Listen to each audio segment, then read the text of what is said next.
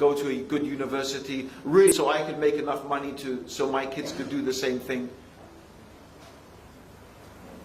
And the reality is, I didn't need the things that made me most happy in life. I didn't actually need money to do it.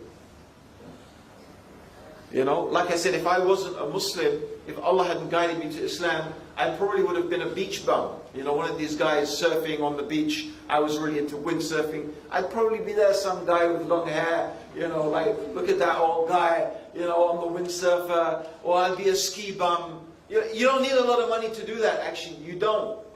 You know, you teach people, and you see these guys, they just get by. They don't care because they just love what they're doing.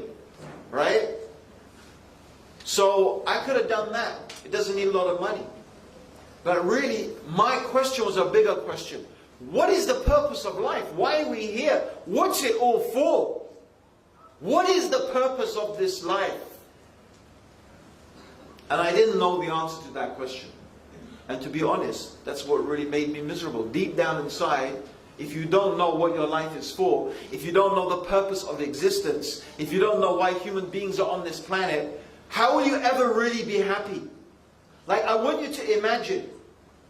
Imagine you suddenly wake up and you find yourself on an aeroplane, but you're in first class. Yeah? Business class, first class. Yeah?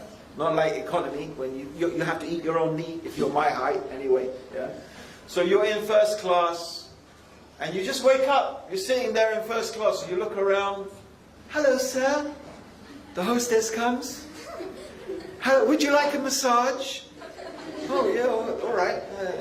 Would you like a glass of champagne? Oh, no, I don't. No. Well, anyway, if you weren't Muslim, you probably say, oh, yeah, that's nice. And, you know, so as you're sitting there, sipping your champagne and eating, you know, your chocolate pudding with, you know, Belgian chocolate and ice cream and whatever, right? Then you start thinking, how did I get here?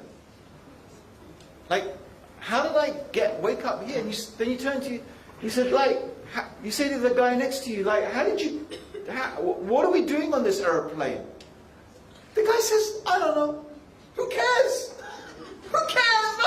Enjoy yourself. Who cares? We're on the airplane. It's comfortable. You're drinking champagne. You're eating chocolate pudding. Chill, man. Enjoy your life. And it's like, no, but where's this aeroplane going? Who cares, man, where the aeroplane's going? We're here. That's just it.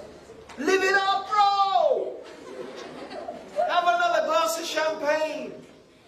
So I forget him. You turn to the next person. Excuse me, madam. Like, how did you get on this airplane? I don't know. I just woke up and I was here. Don't you want to know where we're going? No, I don't really care. I'm enjoying this movie right now. Does that sound a bit weird to you? Like, wouldn't you? You know, okay, you might. I suppose unfortunately, after a bit of time, because we human beings, most of us, we're just sheep. Oh, like no one else is saying anything, I'll just like go with them. Whatever they're doing, I'll do.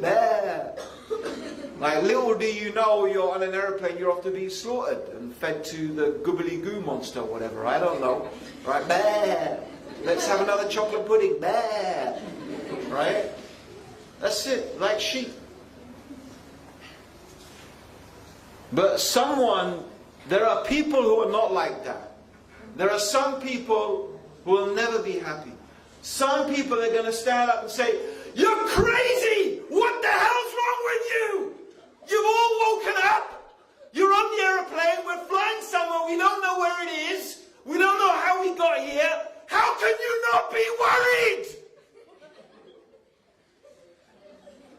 Yeah. You know those people? You know who they are? They're the prophets. They're the messengers of Allah. Like the Prophet Muhammad sallallahu alaihi wasallam. That's how the Prophet used to shout. Like that. When the Prophet gave a khutbah, I know you will think the Prophet would, mashallah, would talk like this. And when the Prophet gave a khutbah, he would scream like that. He would shout as if an army was about to attack. That's how the Prophet was. When he stood on the top of Mount Safa, he's calling everybody, calling everybody. Ya Bani Hashim, Ya Bani, Muttalib, calling all the different tribes of Quraysh, calling them. And he's standing on the top of Mount Safa. And then when the people come, he says, I've come to warn you. He said, oh my people, if I tell you there's an army that's going to attack us from behind this hill, would you believe me? Of course, Muhammad, we never heard anything but truth from you. Of course we believe you. I've come to warn you of a terrible punishment from your Lord. Why? Because he knew. The Prophet ﷺ knew the destination. You see, we're like on this earth, it's like that airplane. It's like the airplane traveling through space. Our life is like that people on the airplane. We wake up, we come into this world, and there's food, and there's drink, and there's shelter, and there's men, and there's